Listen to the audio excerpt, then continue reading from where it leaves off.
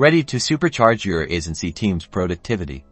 Let's dive into how to assign manager roles and unlock efficient team collaboration. First, open the Aisensy app on your mobile device, locate and tap the profile icon usually found in the bottom right corner of your screen. This takes you to your account settings. Now, within your profile settings, look for an option labeled Team or Users. The exact wording may vary slightly depending on your app version. Tap on this option to manage your team members. Here you'll see a list of all your current team members. To assign a manager role, either tap on the name of the team member you want to promote, or if they aren't added yet, tap the Add User button to invite them to your team.